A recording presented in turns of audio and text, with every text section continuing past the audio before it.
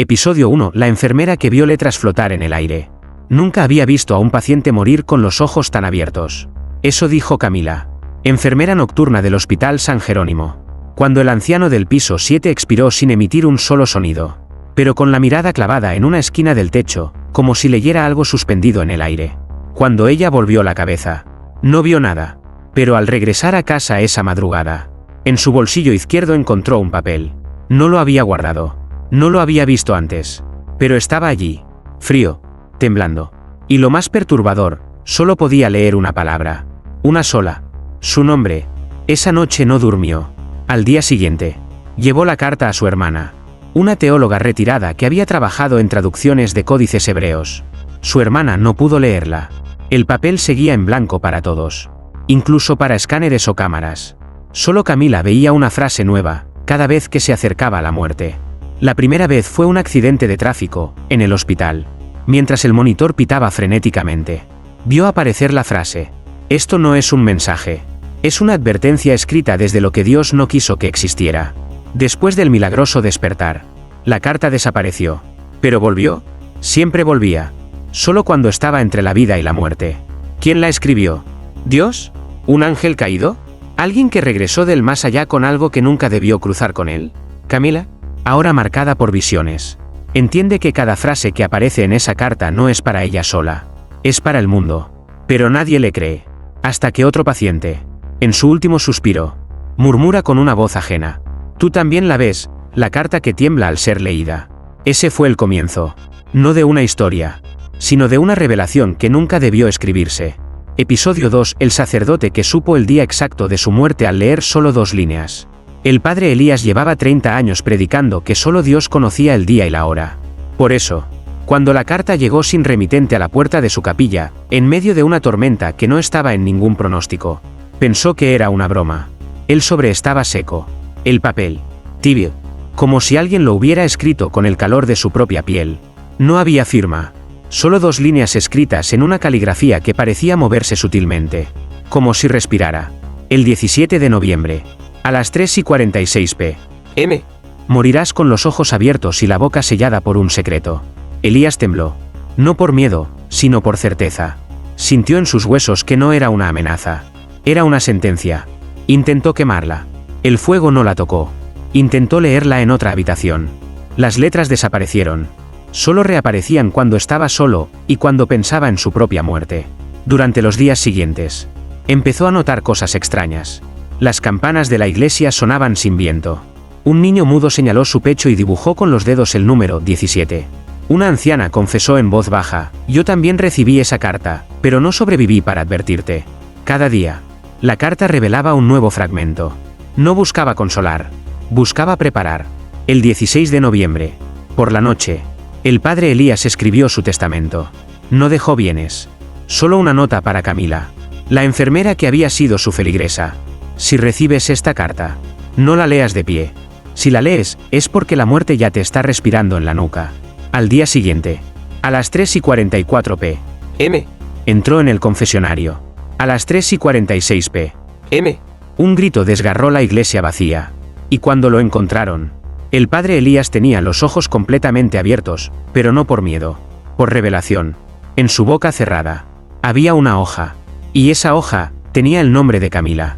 Episodio 3. La mujer que escuchaba su nombre en la carta cada vez que soñaba con su muerte. Ariadna despertó jadeando por tercera noche consecutiva. Siempre era el mismo sueño, un cuarto blanco, sin ventanas, sin sombras, sin Dios. En el centro, un escritorio con una carta. La abría. La leía. Y justo al terminar, sentía como algo la observaba desde adentro de su propio cuerpo. Pero esa noche, algo cambió. No fue solo un sueño. Cuando se incorporó, empapada en sudor, descubrió que había un papel en su pecho. No estaba allí antes de dormir. Y no había forma de que alguien lo hubiera puesto sin despertarla. No tenía tinta. No tenía borde. Solo tenía una palabra escrita en trazos invisibles al ojo, pero legibles al alma. Ariadna. Corrió al espejo. Su reflejo parecía más viejo, como si hubiera vivido 10 años dentro del sueño. Y cuando bajó la mirada, vio que la hoja brillaba levemente. Al tocarla, la letra apareció. No has muerto, pero ya no estás viva. Te estoy escribiendo desde el lugar entre ambos. Durante los días siguientes, cada vez que soñaba con su muerte, una nueva frase aparecía, una advertencia, una súplica, a veces, un juicio, y en cada línea, se sentía menos humana. Buscó ayuda. Médicos, psicólogos, exorcistas, nadie entendía, hasta que encontró en internet un foro secreto donde una sola entrada hablaba de lo mismo, la carta que solo se revela cuando el alma empieza a despegarse del cuerpo. Firmado por alguien llamado Elías. El mismo nombre del sacerdote que había muerto una semana antes.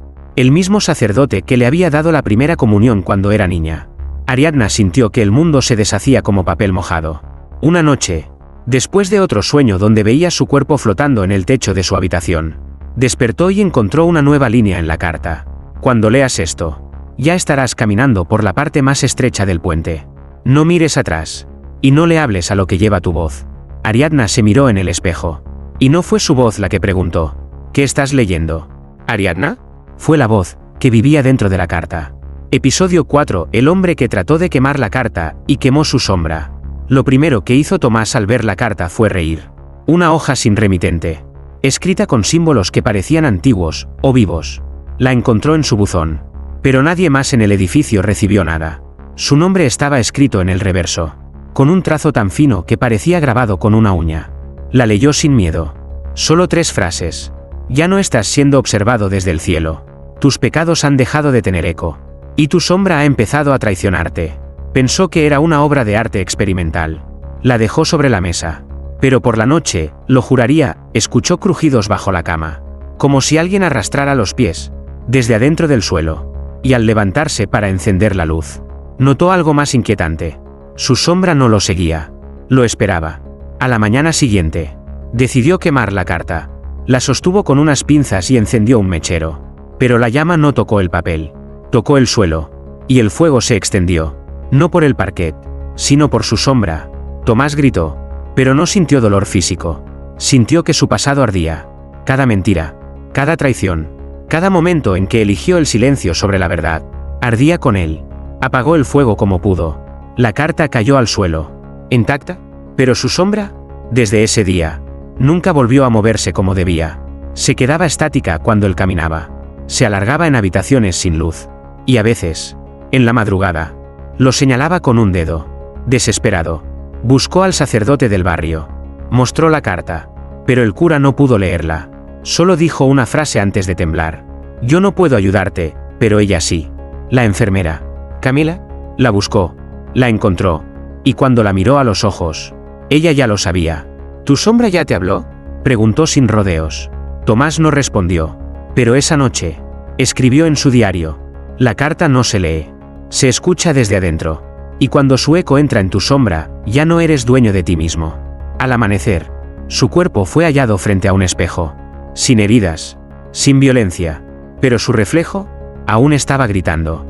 Episodio 5. La niña que dibujó la carta, antes de aprender a escribir. El jardín infantil Luz del Cielo nunca había tenido un caso así. Catalina, 5 años.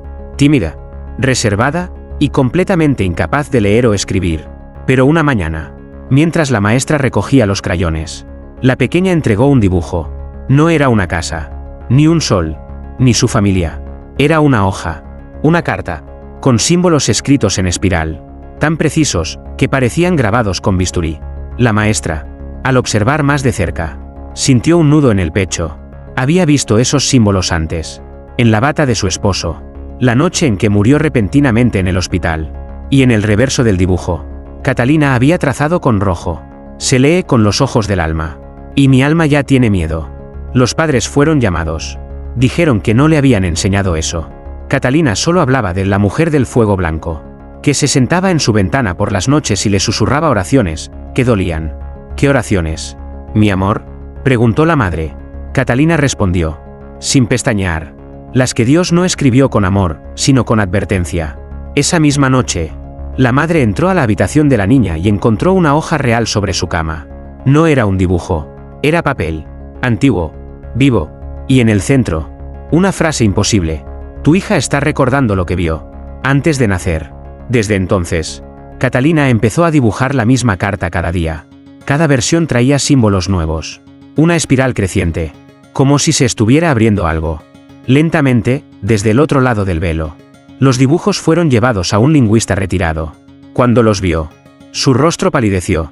Estos símbolos coinciden con los del manuscrito Voynich, pero hay uno que nunca he visto.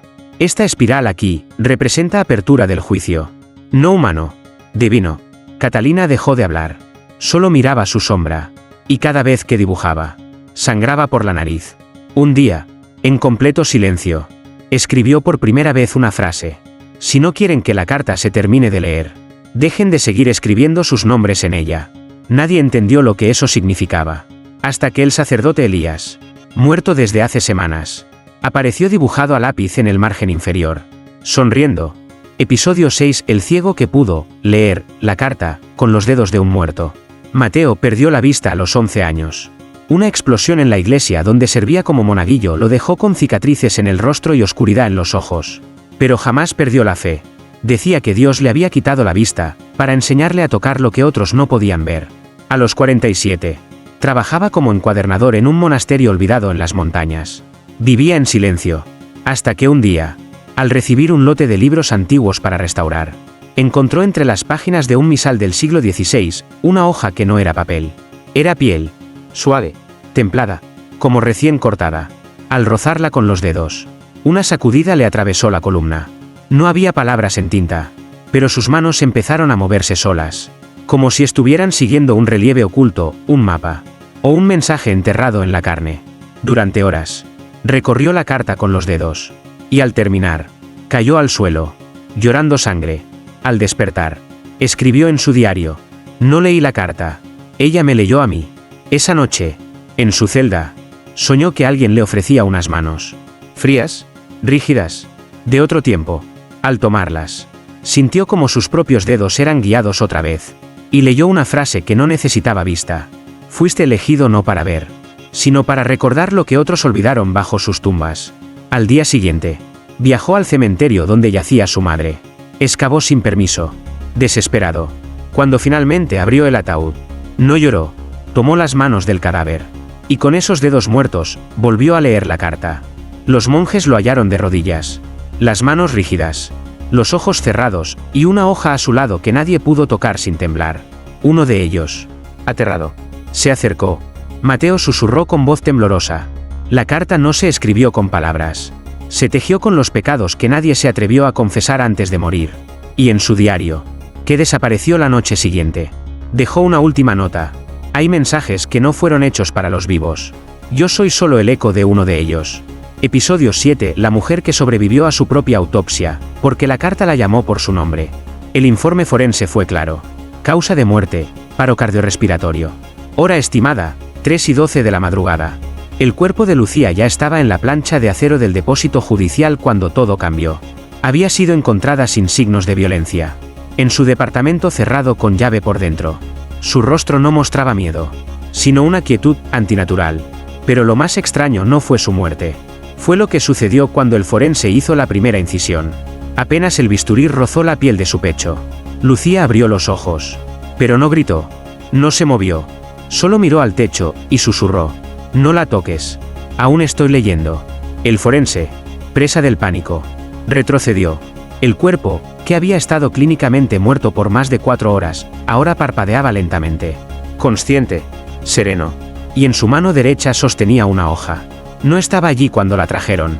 Nadie la colocó. Nadie la vio llegar. El hospital entero fue puesto en alerta. Médicos, sacerdotes, incluso autoridades policiales acudieron. Pero Lucía solo repetía una cosa: la carta aún no ha terminado conmigo. Me llamó por mi nombre, justo antes de que mi alma se apagara. Intentaron quitarle el papel. No pudieron. Literalmente. Cada vez que alguien lo intentaba, sufría convulsiones, alucinaciones o vómitos inexplicables. Solo Lucía podía sostenerla. Solo Lucía podía leerla. Pero no con los ojos. La leo por dentro, susurraba. Cada palabra se dibuja en mi corazón, como si Dios la hubiera escrito con la sangre que me quitó anoche. Un sacerdote intentó exorcizarla. Lucía lo miró y dijo: lo que me habló, no es un demonio. Tampoco es Dios. Es lo que quedó cuando ambos se alejaron. Después de 33 horas, Lucía volvió a dormir. Cuando despertó, la carta ya no estaba en su mano. Estaba bajo su piel, visible, moviéndose, como si algo estuviera escribiendo desde adentro.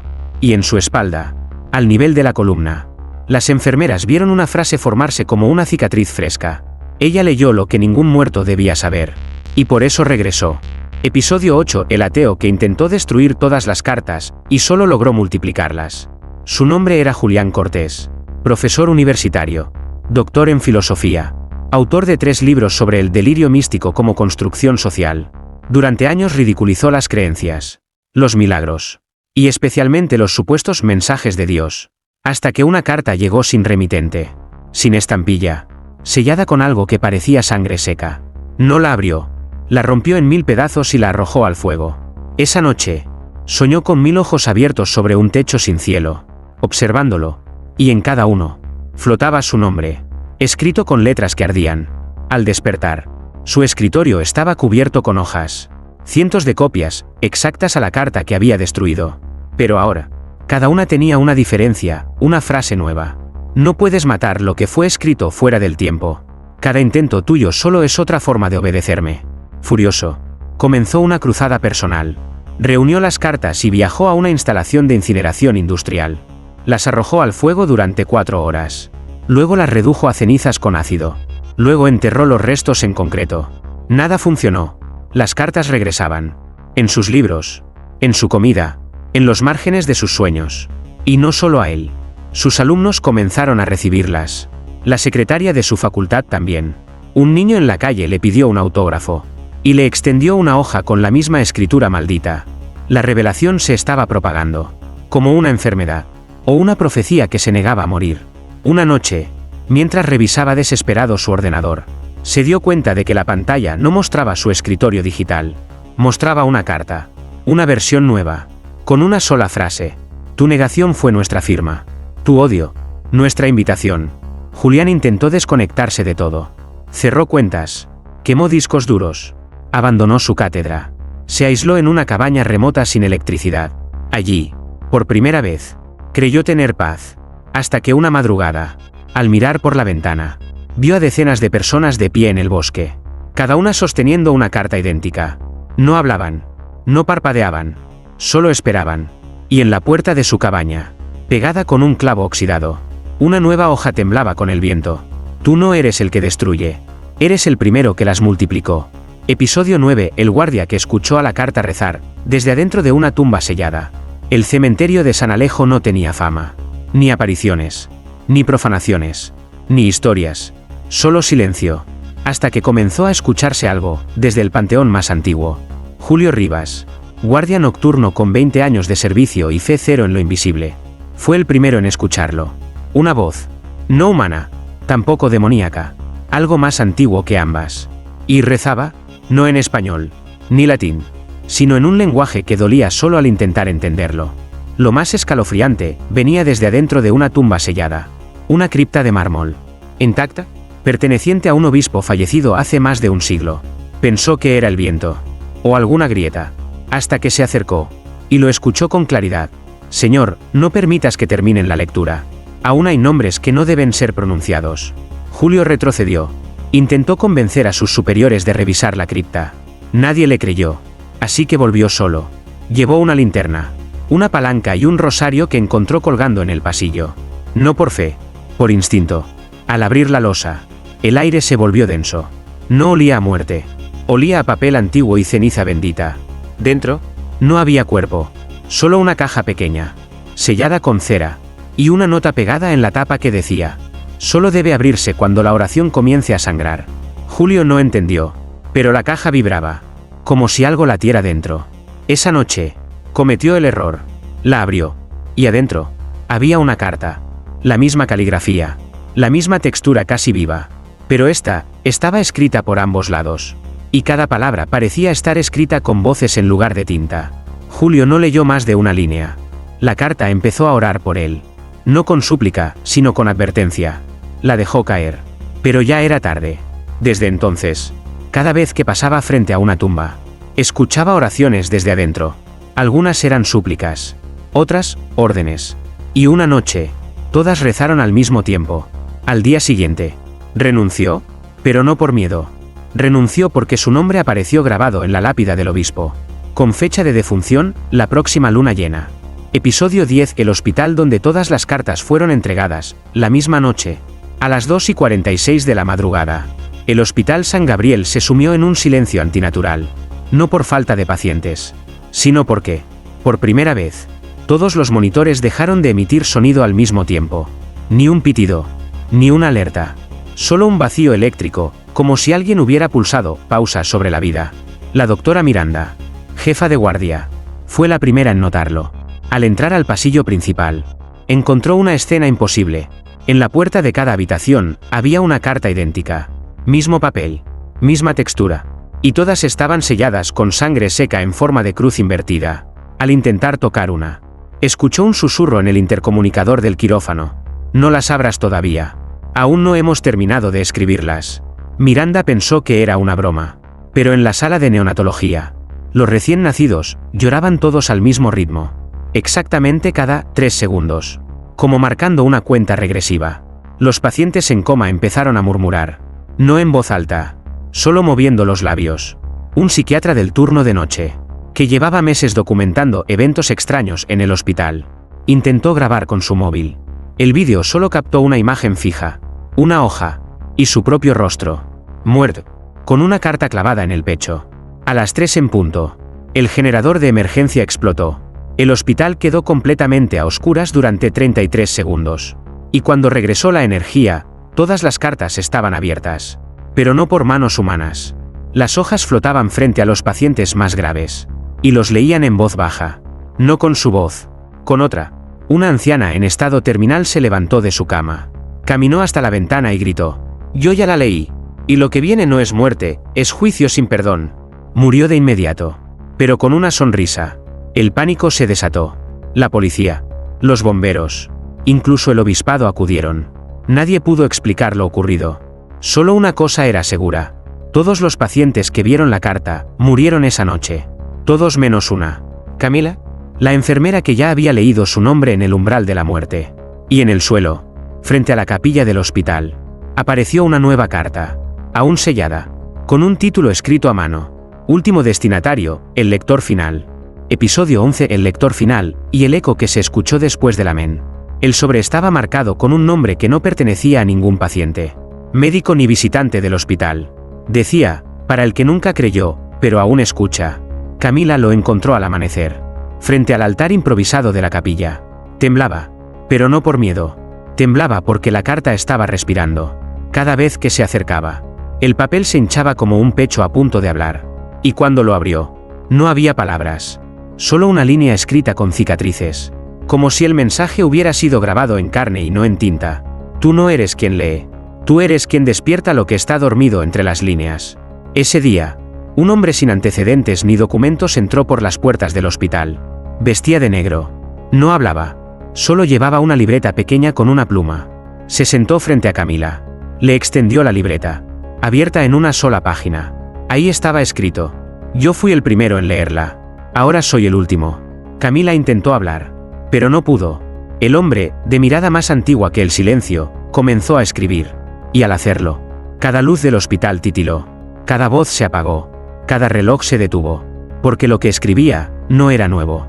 Era la última línea que faltaba en todas las cartas. La línea que nadie había podido soportar sin morir. Camila sintió que algo dentro de su pecho se desgarraba. Pero no era dolor físico. Era el alma reconociendo una verdad que nunca debió ser pronunciada. El hombre terminó de escribir. Miró al techo. Y susurró. Amén. Y entonces sucedió lo imposible. El eco respondió. No desde el cielo. Ni desde el infierno. Sino desde dentro del cuerpo de cada persona que había leído, oído o soñado la carta. Una voz coral. Un lamento. Una advertencia. El lector final ha sellado la última palabra. Ahora, la carta puede comenzar. Camila cayó de rodillas. Y en sus manos, la carta se desintegró en cenizas. Pero la ceniza no desapareció. Se convirtió en letras suspendidas en el aire. Formaban un nuevo nombre. El suyo. Episodio 12. El nombre que Dios no escribió, pero dejó sin borrar. Camila ya no dormía. Desde que vio su nombre formado por ceniza suspendida en el aire. Cada respiración era una página que se escribía sola. Sabía que el final se acercaba. Pero algo más profundo se estaba revelando. Ella no era solo una lectora. Era la carta que Dios nunca terminó. Las visiones se volvieron más nítidas. Veía ángeles sin alas, caminando entre hospitales, niños recién nacidos que lloraban palabras en lenguas muertas, y sobre todo, el rostro del lector final, observándola desde cada espejo. Una noche, ya sin tiempo ni certezas, volvió al lugar donde todo comenzó, la habitación 317 del Hospital San Jerónimo. La misma donde el anciano murió con los ojos abiertos. La misma donde encontró la primera carta sin buscarla. Allí, en el centro del suelo, había un círculo de fuego pálido, y en el medio, una última hoja, la única sin ningún nombre. Camila la tomó entre las manos. No pesaba nada, pero su alma sí. La abrió, y por primera vez, no hubo palabras, solo un reflejo, su rostro, lleno de grietas, como si fuera parte de una historia demasiado antigua para recordarse, pero imposible de olvidar. Y entonces, escuchó la voz, no afuera, dentro, la misma voz que habló antes del Génesis, la que no dictaba mandamientos, sino advertencias. Tu nombre fue el que dejé en blanco, el único que no quise escribir, porque sabía que si lo hacía, la carta dejaría de ser revelación, y se convertiría en juicio. Camila cayó de rodillas. Ahora entendía. Todos los que habían leído la carta eran fragmentos, pistas, ecos, pero ella era el silencio que Dios dejó abierto, el hueco en la creación que nadie se atrevió a nombrar. Y en el momento exacto en que su corazón dio el último latido, la carta se completó, no con tinta, con su vida entera. Y en el cielo de la habitación, las paredes sangraron una sola línea. El nombre que no fue escrito es el que inicia el Apocalipsis. Episodio 13, epílogo. La carta que comenzó a escribirse sola, en los sueños de los vivos. No se encontró cuerpo.